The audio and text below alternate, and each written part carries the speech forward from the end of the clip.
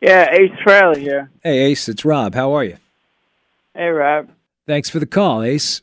Oh, my pleasure. My pleasure. So, 10,000 Volts, that is going to be coming out on Friday. And, I have to say, not only as an Ace fan, but I think music fans would like to know what makes you continuously not only put out new material, but the material that you always put out, it seems to evolve from the last material that you put out, in terms of your original music. Yeah, that's a good question. I try. I think the biggest difference between this album and some of my previous records is the fact that I collaborated with Steve Brown from Trickster, Yeah, yeah. He's good. and me and him hit it off in the studio like salt and pepper. It was just like magical. And you met him through your fiance, right? Yeah, I mean, she was a big fan of Trickster in her 20s, and, she kept in touch with Steve. She knew the whole band and stuff. I don't think she dated any of the guys, though. It was just friends. I didn't want to come off like a groupie. It was just friends with them. And, she kept saying it. Hey, you got to get together with Steve. He's a really good songwriter and singer and so on and so forth. So I gave Steve a call, and he played a song for me, and I was listening to it, and I got to the chorus, and there was a line in the chorus called "Walking on the Moon," Hmm. and I just said to him, "Stop playing it." I go, "This song has to be called Walking on the Moon, and we got to rewrite it that way." And he came over to my house, and in one day we rewrote the whole song, and it came out great. Who are some of the musicians that are on it? Are they the same guys that go out on the road with you, or do you have different guys come in? Anton Fig You doing know, any work? I didn't have really any guest stars except Anton Fig. Mm. And He he's been with played you drums since on 10,000 Volts and two other songs.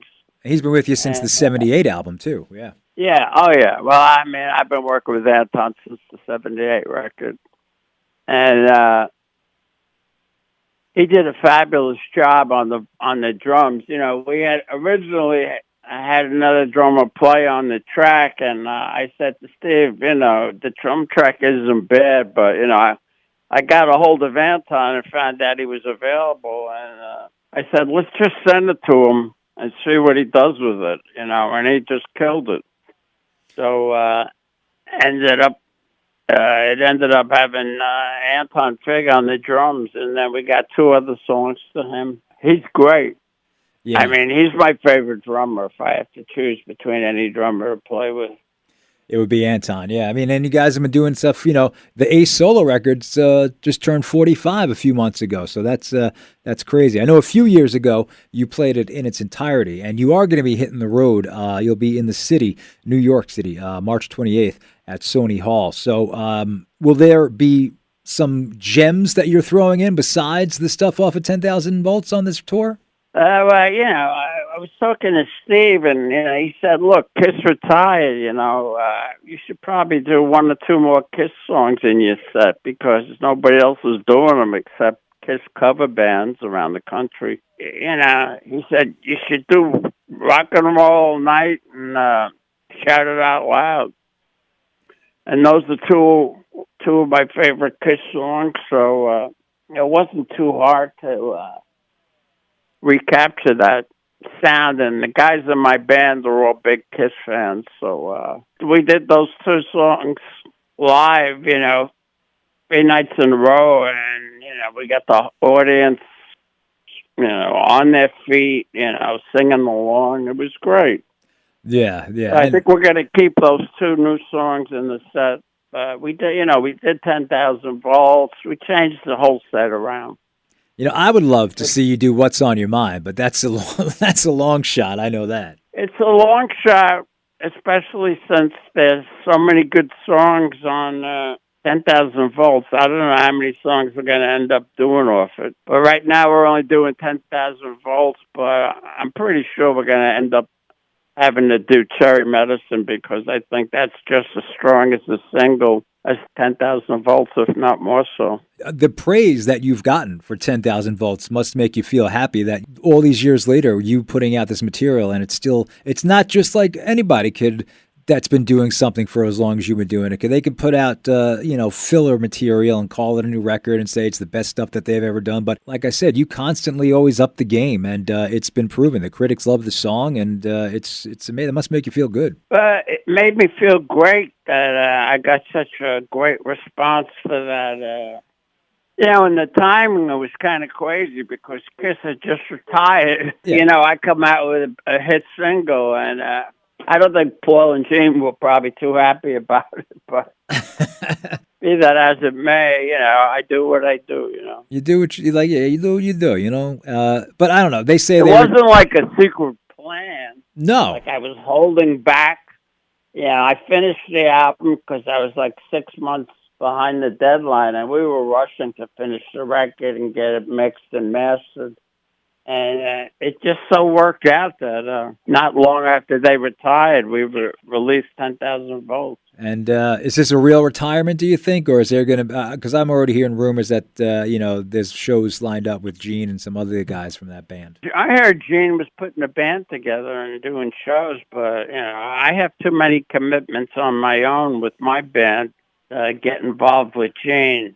Maybe sometime next year, if he offers me something, I might consider doing something with him. Take life one day at a time, That's the best way to take it. And I know this is kind of beating a dead horse, so, we can move on. But I don't know if anybody here on Long Island has heard, because it's so close to, MSG, the real reason why you didn't show up. Do you want to go on the record and say why you weren't at the Madison Square Garden shows? I wasn't invited. Like you say, one day at a time. It is what it is. And, you've actually just celebrated a landmark, too, because this past February 18th is the actual 50th anniversary of the release of the first Kiss record. Do you recall any of those sessions from 50 years ago? I remember that stuff vividly.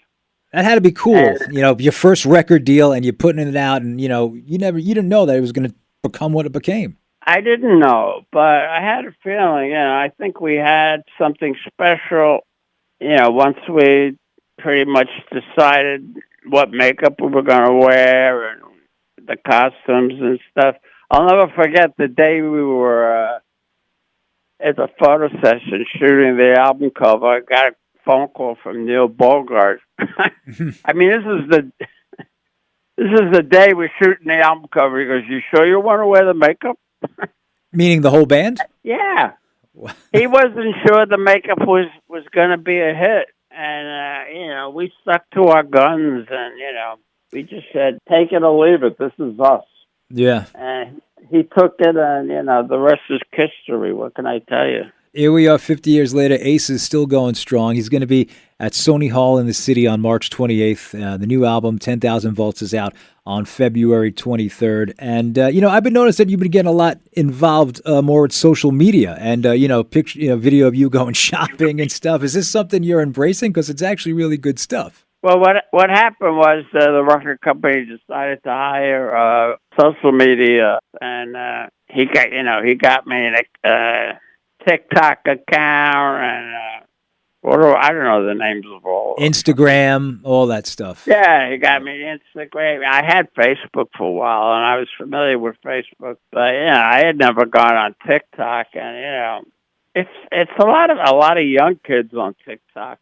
Yeah, which is probably a good thing for me because we might get some younger kids in the audience, and turn them on to what a real rock and roll is like, Well, there ain't no better place to see real rock and roll than March 28th over at Sony Hall in the city with the gentleman on the other line with me, Ace Frehley. Thank you so much for joining us. And, all the years that we've been doing stuff together with you on Long Island, everybody loves you. Of course, the legendary stories of the Daisy, they continue to live on 50-plus years later in Amityville. That's where we developed our makeup. The first show there with makeup on, or was that in Queens? I think we wore makeup, but the first time we put makeup on at the Daisy, it was different than what the original makeup turned out to be. One night, I think Paul made his face red. I put silver all over my face. We didn't know what we were doing. Gene wanted to be the demon, which is fine because he's into, horror films. I wanted to be the spaceman because I'm into sci-fi films. Yeah, I just love, all those old movies like The Day the Earth Stood Still and Forbidden Planet, Yeah, oh all those yeah. cool movies. I was always a fan of that, so, I ended up becoming the spaceman. Peter had a thing for cats, so he became the cat man, and, I don't know, Paul is the lover or whatever he is. Well, what would you describe? Well, he's the front man, Yeah. and very good front man, for years. And, like you said, you guys have made history and it continues on. Fans are really happy that you're putting out some new material. And What March. do you think of those avatars? What do I think of them? I wouldn't go see them.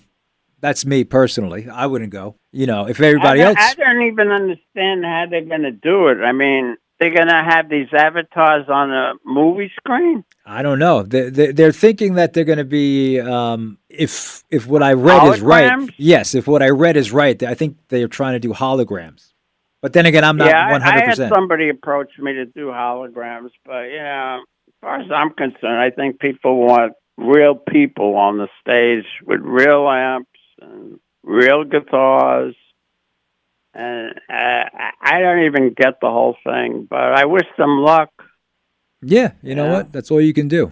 But as far as I know, in the past, I know that the estate of Ronnie James Dio had done the holograms, and it met mixed response, and I don't think they're doing it anymore. So if that says something. I mean, it can't be as...